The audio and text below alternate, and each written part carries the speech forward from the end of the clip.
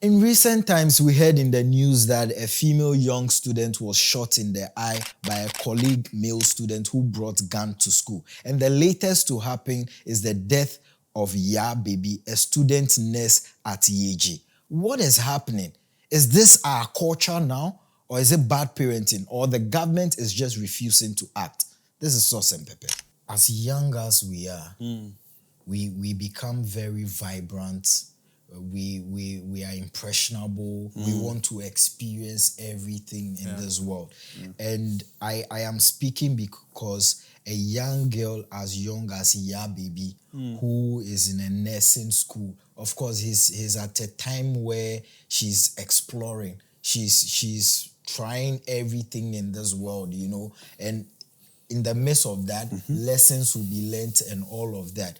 But for me, I find it difficult putting this blame at the doorsteps of parenting because you can be the best of parents, but once these kids leave your radius or they leave your radar and you are unable to monitor them or tell them what to do, then you are left with you trusting that you've raised this kid so well that even in your absence, they will make the right choices. And this is a girl who just went out with her boyfriend. They were having fun, having a good time, and things escalated. And she suffered gun wounds and ended up dying. How would you blame a parent for this? Because a parent will say, look, I raised you well. I raised you to make good choices. And how would you end up like this? This can't be my fault. At the end of the day, it is you, the kid, that have to take those lessons with you and move with them accordingly. I completely disagree. For me, I think it should be at the doorstep of parenting and parents. Simplicity. When we are in a culture, you've done all the right things, raised them well, and they are not within your radar, you can't monitor them, and things like this happen. It is over modernization that is killing us, and this is the result. There's a reason why we have a culture. The people you look up to and people who become independent and they move out from their houses at 18, ideally, that's what's supposed to happen, right? But we are in a system where that is not possible. To be 21 and say you're so independent to the extent that you've moved away from your home, and you don't have a job, you are in school. Who is paying the school fees? Like, if you are paying your own school fees, that's different. But if I am the one paying your school fees as a parent, then I still have control over the things you do. Especially when it comes to your love life. Until you are earning for yourself and can provide for yourself, you are still under the purview of your parents. There's a reason why even when at your age, your mother can call you and tell you to stop something and you have to stop. Because human beings, we can be very funny. So in the case where the parents are not around to tell you, look, this where you are going, you don't have to go there, stop. What happens? First and foremost, how did she even move away from the house? And from the videos and things we've seen, she's riding in cars, she's in the company of people you perceive to be, quote and unquote, game boys who have monies you can't really trace to the source with which they got the money. And you are okay. You are okay. The person is not working. And it's not just this scenario. We've seen countless scenarios these days where you have a young girl who is like 18, 19, driving a car, you don't know how she got it. Fixing expensive nails, wearing expensive wigs. And because they are bringing the monies home to parents, we don't even question them anymore. The kids are now the people calling the shots at home. Because without them, you, the parent, you can't survive. So an 18-year-old is telling the mom what to do. And when she does something, the parents cannot question the child to say, how did you buy this car? You are 18, you just completed senior high school. You are in school, you're a student, you are not working. How are you getting it? When you say, some of them will be like, they are influencers. Influencers, really? Really? Kingsley, times have changed a lot, and people can just sit in their bedroom and make money and tell you they are influencers. You get it? So that issue of young people having money and becoming short callers at home is bound to happen. But here is the trick for me. If you are a parent and a good one at that, I believe that in raising the child, it comes is you can't raise them in bits and pieces. It's holistic. It all has to work together. And by working together, I mean even the friends she hangs out with, Yes. the people she selects to Yes. be her influencers, what influences her, and all of that. I think it's all part of the package that it comes with, so that even if you, the parent, you are not around your kid, you are confident enough to know that he or she will still make the right decisions when you are not around. But what is with this case keeping friends who will not even respect you when you are dead? There's this thing where growing up, your parents are able to see through your friends, and the first day you bring them home, or They'll tell you. they see them, they're like, no, I don't want to see you with this person anymore. But these days we flaunt it rather. That's crazy. Yes, gone were the days if we see a friend, if I took you home dressed like this, you are judged. I don't think I'll even make it to the next meeting again. Yes, you're a bad influence just by your appearance. Yes. But these days, people are bored. People are in suit and tie, and they are the bad influences. Because guess what? Parents don't have time. So you have kids, but you see them when they are asleep, because you come home late. You wake up very early and you leave them. We are leaving them in the care of nannies, people we don't know the values they hold dear. Right? So it's a very complex situation, but I'm saying that a 21-year-old dear, I don't see why I'll leave my 21-year-old sister to go and live freely with a boyfriend or get out of the house, and we all accept the fact that she's living with a boyfriend who hasn't come to officially say I'm coming to marry her or do knocking or anything of that sort. And but okay. Kingsley, this won't be the first that a girl would say that I've gone to my boyfriend's house, and these things happen. It's becoming a norm is what I don't get. Okay. So individually, we have values. We have things that guides us as principles. If you are okay for your 21-year-old to go and stay with a boyfriend, then just be okay to accept the dead body and go and bury. Unfortunately, it sounds insensitive, but that's the view I hold. Because until you give your child out in marriage, or the child is okay and is earning something, you know that, okay, my child works here, earns this amount. I supported my child to rent because they are old enough. In Ghana, 21 years, you are still in school. I keep asking, who is paying the school fees? Who is giving her money for upkeep?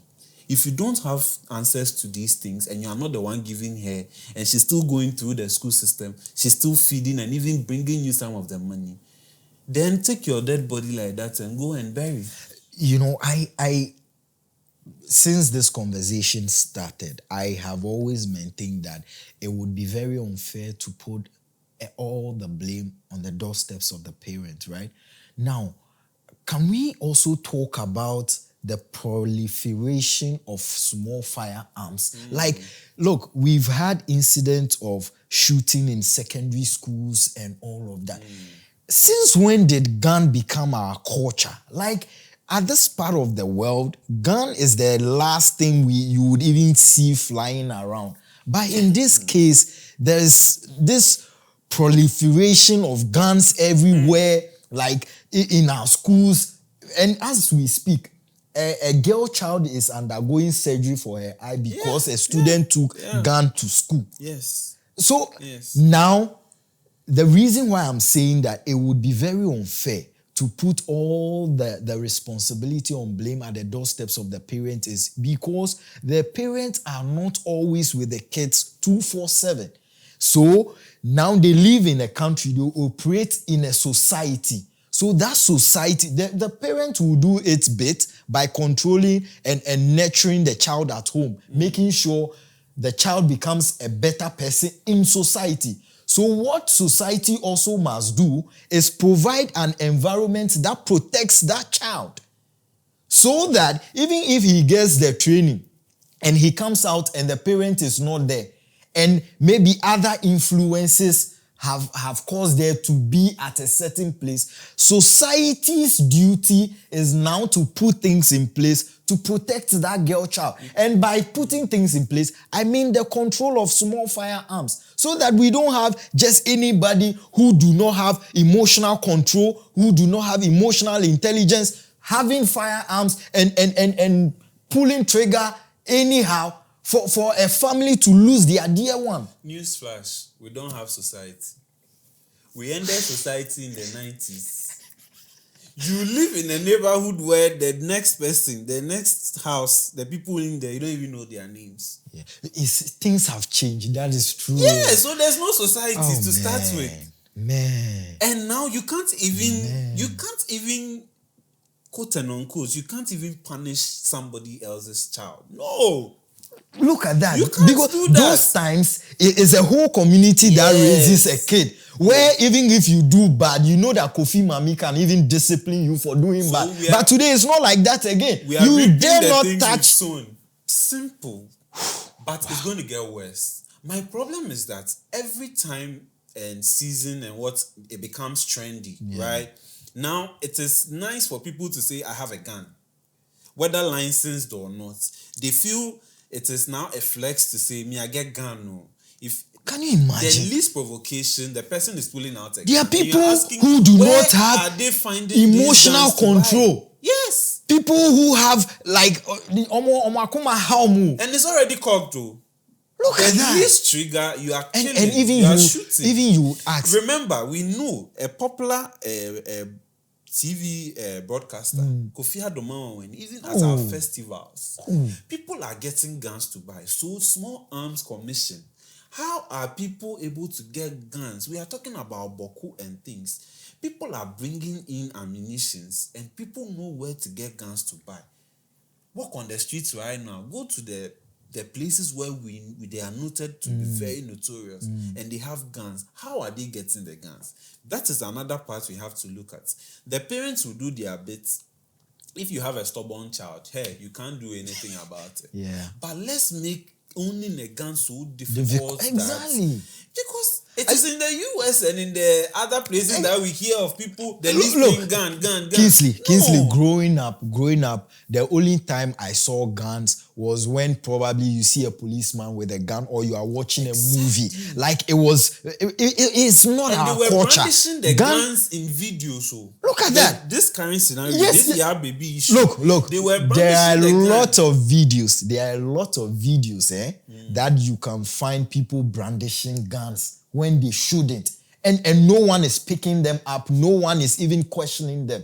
Look, we growing up, it was difficult. You hear someone say, I have a gun. See, the only people we knew who had guns were landlords who at that time were trying to avoid people. Those were the times once you hear warning shot. But this time, young guys, you don't know where they get the guns from, and then they are showing off and all of that.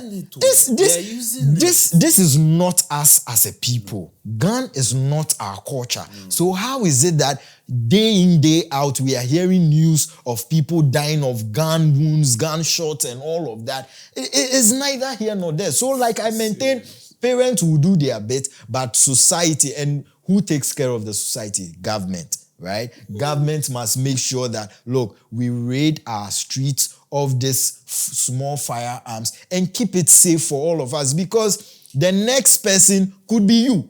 Yeah. You get it? Or the next family that could suffer this tragedy could be yours. So it is very important. This is collective for all of us. It is very important. And in all of this, we are asking what happened, right? In all of this, Asemba Enyabutra. Oh. When issues happen, the way we can spin the narrative, and when the facts of the matter come, you've already tarnished people's images and you said so many things. the girl is dead. Let's give her that honor. Like, that I is agree. when you have I agree. friends coming to pull their cameras and then just in the name of trending and getting followers, rather tarnish the image of Yeah, their friends just because something has happened. It's crazy. It is becoming a part of us and it's so bad. The narratives are so many. Some said they were in a choba, others said they were traveling to Yeji, others said this, and in all of this to the Obolo. Justice for Obolo, because I can imagine how he has regretted following this couple or these people to wherever they went to. But yeah, that's what food will do to us. Yeah. Some of us who like food, but in all of this, they are innocent until proven guilty. Let's give them that grace. Let's give them that opportunity for the law enforcement authorities to do their work.